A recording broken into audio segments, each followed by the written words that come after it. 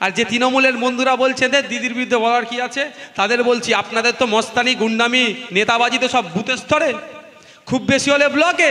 আগামী যে নির্বাচন আসছে পঞ্চায়েত নির্বাচন, সেই পঞ্চায়েত নির্বাচনেও কিন্তু আপনার ওবিসি সার্টিফিকেট কাজ হবে না।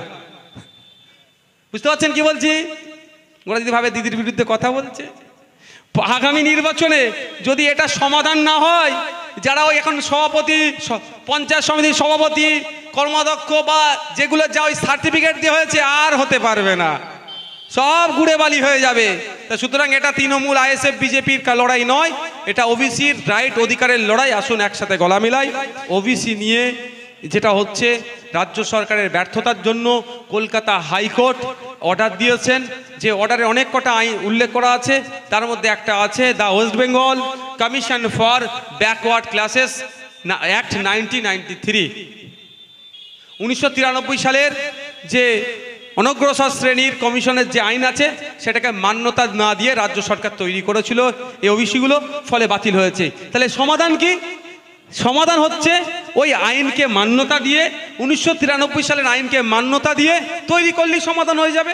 তো ওই আপনার কমিশনের গাইডলাইন মেনে তৈরি করে বিধানসভা থেকে বিল পাস করালে আবার সবাই ওবিসি হয়ে যাবে। কিন্তু এটা না করে রাজ্য সরকার কি করছে?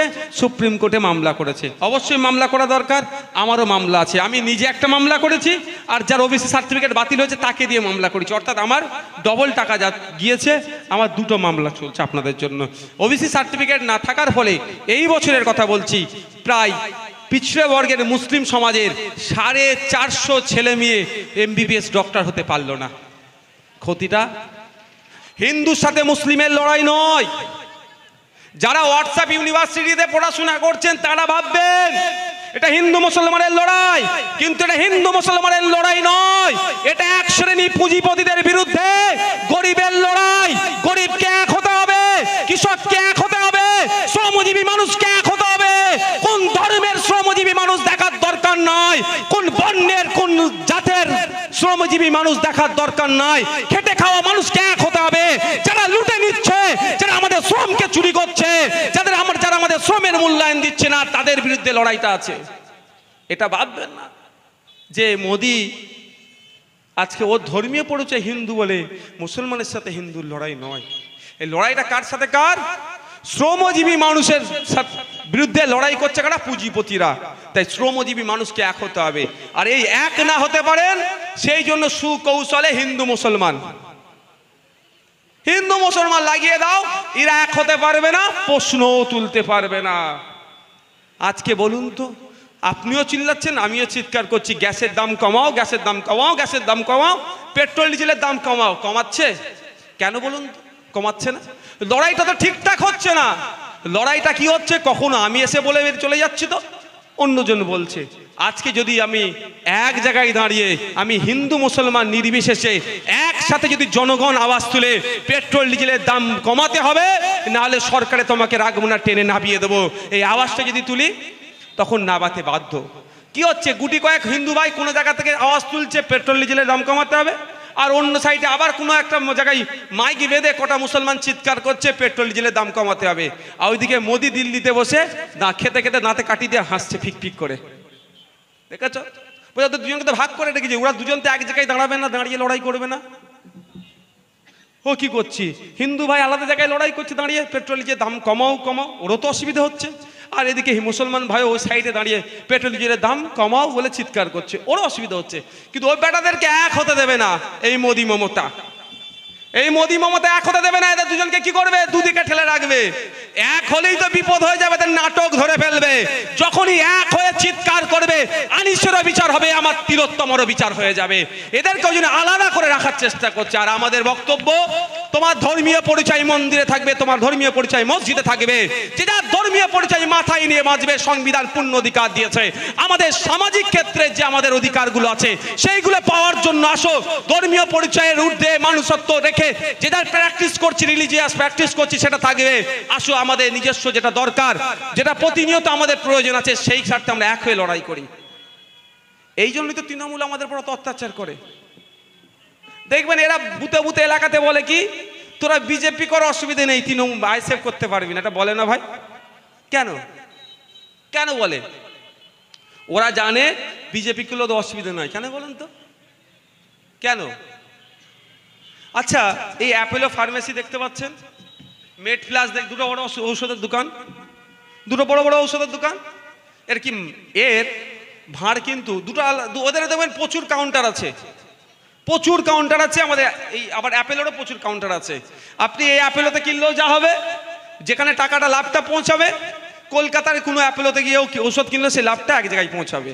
কেন বলুন তো? ভাঁড় একটা, ভাঁড় একটা, শুধু কাউন্টার আলাদা। কেন বলছে এরা তোরা বিজেপি কর, কোনো অসুবিধা নেই, আইএসএফ করলে তোদেরকে পিটবো মারবো, গ্যাস দিচ্ছে কেন? ওদের ভাঁড় তো একটাই, তৃণমূলের ভাঁড়, যেখানে এসে পয়েন্ট ঠেকছে, আর বিজেপিরও পয়েন্ট ঘুরে ঘুরে এসে সেই নাগপুরেই ঠেকছে। ওই জন্য তোরা বিজেপি কর, অসুবিধা নাই। আর আইএসএফ তো ওদের ভাঁড়েতে বিশ্বাসী নয়, এমন ওদের আলাদা জায়গায় আছে, ওই জন্য ওদের চাপে পড়ে যাচ্ছে, ওরা আমাদের পরে দেখে দেওয়ার চেষ্টা করছে। আজকে কেন ইন্ডিয়ান সেকুলার ফ্রন্টের জন্ম দিতে হলো, করতে হলো, আমরা কেন আইএসএফটা করছি, এবং যারা আমার কর্মী সমর্থক দরদি বন্ধুরা আছেন, যারা শুনছেন, তাদেরকে ভাবতে হবে যে আকাশ থেকে হঠাৎ ইন্ডিয়ান সেকুলার ফ্রন্টের জন্ম হয়নি। একটা ভারতবর্ষের সার্বিক পরিস্থিতি এবং রাজনৈতিক দলগুলোর দ্বিচারিতা, তথাকথিত প্রাতিষ্ঠানিক রাজনৈতিক দলগুলো, সংসদীয় দলগুলো, তার যে দ্বিচারিতা প্রকাশ পেয়েছে, তার মধ্যে দিয়ে ইন্ডিয়ান সেকুলার ফ্রন্টের জন্মের প্রয়োজনীয়তা আমরা উপলব্ধি করেছি। তার কারণ ভারতবর্ষের মানুষ বা আমরা যারা মানুষ হিসাবে জন্মগ্রহণ করেছি, জন্মের সময় কেউ জানতাম না কোন ধর্মে আমরা জন্মগ্রহণ করেছি।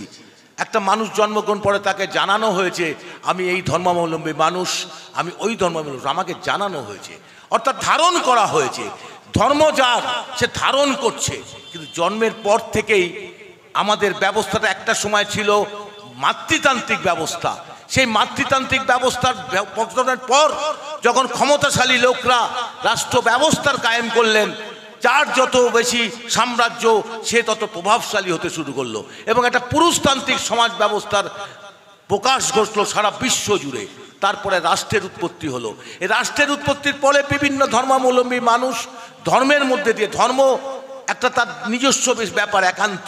কিন্তু আমরা লক্ষ্য করলাম ভারতবর্ষের স্বাধীনতার সংগ্রামের পর, ভারতবর্ষের স্বাধীনতার সংগ্রামের মধ্যে দিয়ে যে দ্বিখণ্ডিত ভারতবর্ষ, আমরা আজকে যারা অখণ্ডতার কথা বলছে, তারাই এক সময় এই ভারতবর্ষকে দ্বিখণ্ডিত করবার বার্তা দিয়েছিলেন। তারাই আজকে অখণ্ড ভারতবর্ষের গল্প বলছে। আম্বেদকর সেই জায়গাটাকে ধরেছিলেন। আমাদের তিনি একজন শূদ্র, অর্থাৎ আমরা যারা হিন্দু, যারা, আমি তাপস ব্যানার্জি এখানে বলছি, যেটা ঘটনাচক্রে আমার ব্রাহ্মণের ঘরে জন্মগ্রহণ করেছে, আমাকে বলা হচ্ছে। এই বলা হলো কোথায়? হিন্দু ধর্মের বিভিন্ন ধরনের শ্লোক রয়েছে, সেই শ্লোকগুলোর মধ্যে কেউ মহাভারত, কেউ রামায়ণকে গ্রহণ করছে, কিন্তু আসলে চতুর্বেদের মধ্যে দিয়ে আমাদের যে বিভাজিত কর্তা হয়েছে, অর্থাৎ আম্বেদকরও জানলেন জন্মের পর তিনি শূদ্র বংশে জন্মগ্রহণ করেছেন। অর্থাৎ এই যে বৈষম্যমূলক একটা ব্যবস্থা তৈরি হলো রাষ্ট্র ব্যবস্থাকে টিকিয়ে রাখার জন্য, একটা ধনসম্পদশালী রাষ্ট্র কায়েম করবার জন্য একটা বিশেষ শ্রেণীর মধ্যে আবদ্ধ করে দেওয়া হলো, বিভাজিত করা হলো, ব্রাহ্মণ, ক্ষত্রিয়, শূদ্র, বৈশ্য বলে ভাগ করে দেওয়া হলো। তার বিরুদ্ধে আজকে জিহাদ ঘোষণা করেছিলেন বাল্মীকি, আমাদের বি.আর. আম্বেদকর। তার যে গুরু ছিলেন তিনি ছিলেন একজন ব্রাহ্মণ। তারপর তার ছত্রছায়ায় এসে, তার নাম ছিল আম্বাবাদকর, পরবর্তীকালে তিনি আম্বেদকর নাম গ্রহণ করলেন। তার ব্রাহ্মণ যে গুরু, সেই গুরুর দ্বারাই তিনি প্রভাবিত হলেন। পরবর্তীকালে যদিও তিনি বুদ্ধ ধর্ম গ্রহণ করেছেন, আমি সে বিষয়ে যাচ্ছি না। আজকের সামগ্রিক ভারতবর্ষে দাঁড়িয়ে এই প্রেক্ষাপটটা কেন আমরা আলোচনা করতে চাচ্ছি? যখন দেখছি কেউ লালকেল্লার তলায় শিবলিঙ্গ খুঁজে বেড়াচ্ছে, কেউ তাজমহলের তলায় শিবলিঙ্গ খুঁজে বেড়াচ্ছে, কেউ সনাতন ধর্ম আমদানি করলো, কোনো ধর্মই সনাতন নয়। এই সনাতনী ব্যবস্থাটাকে কায়েম করবার জন্য আজকে দুই উপমহাদেশের মধ্যে একটা সাম্প্রদায়িক বিভাজন তৈরি করার চেষ্টা করছে। কিন্তু কখনো শুনেছেন কারো মুখ দিয়ে সনাতনী গরিব, সনাতনী দরিদ্র? কখনো শোনেননি। তাহলে আমরা তো দরিদ্র।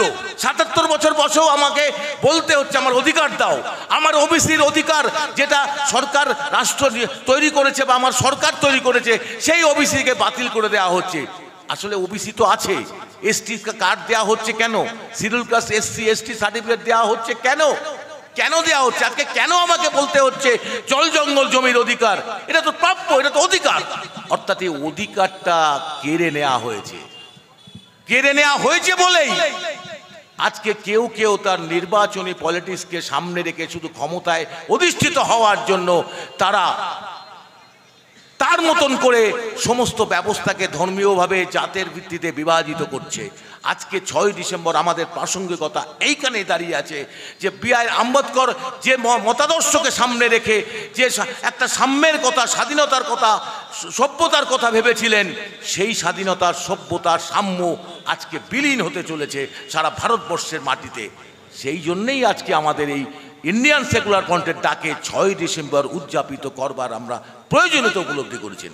আমি যাচ্ছি না, আমাদের যে দাবি আছে ওয়াকফ বিল নিয়ে বিস্তারিত বলবেন আমাদের চেয়ারম্যান, আমাদের ওবিসি সম্পর্কেও চেয়ারম্যান বলবেন, আমি বিষয়ে ঢুকতে যাচ্ছি না।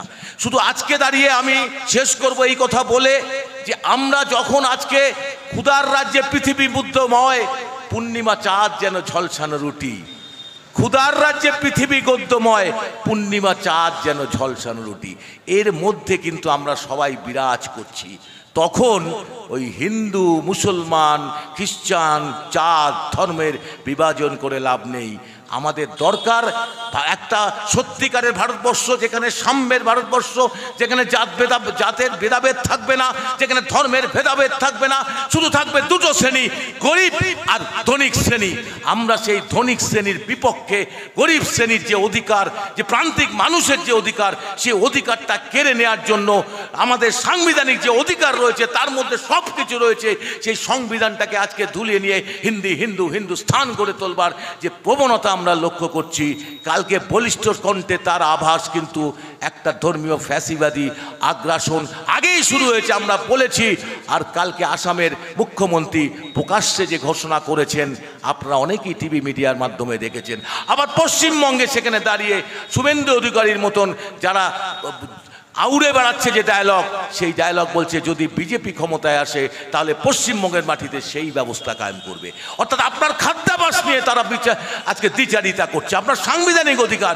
আর খুব অদ্ভুত রকমভাবে দেখা যায় বিজেপির সমস্ত নেতৃত্ব যারা সেই গোমাংস, উত্তরপ্রদেশ থেকে সবচেয়ে বেশি গোমাংস কিন্তু বিদেশে পাচার হয়ে রোজগার করছে তারা, সেটা যোগীর রাজ্য। আর আসামে বলছে গোমাংস খাওয়া চলবে না, কোনো দোকানে রাখা যাবে না। অর্থাৎ শুরু করে দিয়েছে ধর্মীয় ফ্যাসিবাদী আগ্রাসন। আর মাঝখান দিয়ে আম্বানি, আদানি, টাটা, বিড়লা, গোয়েঙ্কা তারা কোটি কোটি পাহাড় জমাচ্ছে, টাকার পাহাড় জোচ্ছে। আর আপনি শোষিত হচ্ছেন। তাহলে শোষিত মানুষের কথা বলার জন্য, খেটে খাওয়া মানুষের কথা বলার জন্য সমস্ত জাত ধর্ম ভেদাভেদ ভুলে গিয়ে ধর্মের ভিত্তিতে দেশটাকে গঠন করে না করার পরিবর্তে একটা সাম্যবাদী ব্যবস্থা কায়েম করার লক্ষ্য নিয়ে ইন্ডিয়ান সেকুলার ফ্রন্টের জন্ম হয়েছে। যা ভোট বাক্সে নিয়োজিত হোক আর না হোক, আমাদের চেয়ারম্যান বলে থাকেন সবসময় ভোটের নিরিখে আমরা বিচার করি না, রাজনীতিতে ময়দানে না গিনি, সমাজ পরিবর্তনের জন্য নেমেছে। এটা পার্টিও আজকে সমাজ কিন্তু কোন সমাজ ব্যবস্থা? সে সমাজ ব্যবস্থা হচ্ছে সাম্যের সমাজ ব্যবস্থা, বৈষম্য বিরোধী ব্যবস্থা, জাতবিহীন ব্যবস্থা। সংকল্পকে সামনে রেখে ইন্ডিয়ান সেকুলার ফ্রন্ট চলবে আগামী দিনে। তার জন্য পথে ঘাটে, রাস্তাঘাটে আমরা লড়াইয়ের ময়দানে থাকবো। এই আহ্বান রেখে সবাইকে সংগ্রামী অভিনন্দন জানিয়ে আমার বক্তব্য শেষ করছি। ইনকলাব জিন্দাবাদ, আইএসএফ জিন্দাবাদ।